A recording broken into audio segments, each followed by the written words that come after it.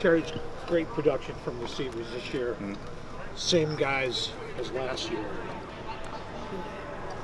Do you think there's been that big a step in development for most of you guys, or is it just the Dwayne factor, or what's going on? Why are you guys so much better? Well, I feel like, it's a culmination of things. You got a veteran group with a quarterback that's really talented passing the ball. So when you have that going on, I feel like that's an advantage of ours. But all of us are used to playing in big games, playing big snaps and things like that. So there's really nothing that surprises us on the field. And we knew what we had to do coming in. We had to be a focal point of not just the offense, but just the team from a leadership standpoint, bringing the energy each and every day.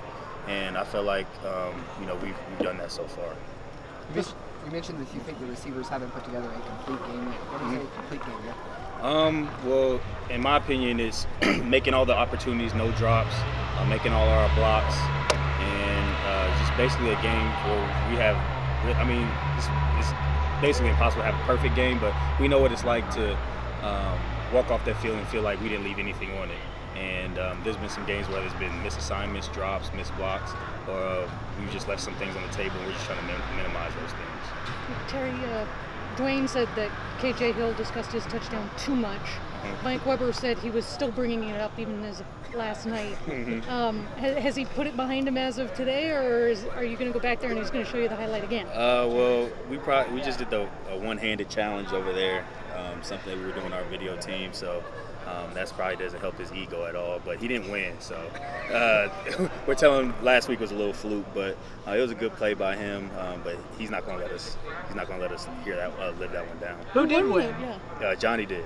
Johnny did. I had it, and then Johnny came by at the end, and he got it. So I say that's a win for the Z receivers, though, collectively. Since Nick was a captain of this team, how do you handle that? Well, you can't replace him as a player or even as a leader.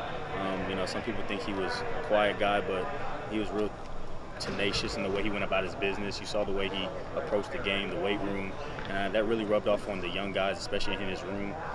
From a leadership standpoint, us, the rest of the captains need to just pick up where he left off from on the field standpoint, and just young guys. It provides more opportunities for young guys in his room to step up. It's tough in the situation that he was in, but obviously I know it was probably tough for him and his family, so there's no hard feelings there. This is probably the biggest game that most of these Purdue players have ever played in. How much of an advantage does that give you guys with all of the big games you guys have played? I guess it's somewhat of an advantage because we've gone on the road and won in some pretty tough environments. From that standpoint, playing a night game on the road, that won't be different, but I feel like they'll be ready. I'm just thinking from their standpoint, you got a top 5 team coming into your house and you're trying to be an up-and-coming program. This could be a statement win for them. So I feel like they'll be up for the challenge, but it's our job to try to use what we've gone through this season, the adversity we've gone through in the season, and try to use that as an advantage and get off to a fast start. Is there a danger of making too much of the game on their part or on players' part? Oh, well, obviously they're probably going to be excited. You're hosting a big game. I don't know how many night games they necessarily get or primetime games, but they're going to be excited, and we're up for it too. It's just another chance to just excel and put our brand on TV and just try to get better and get another win.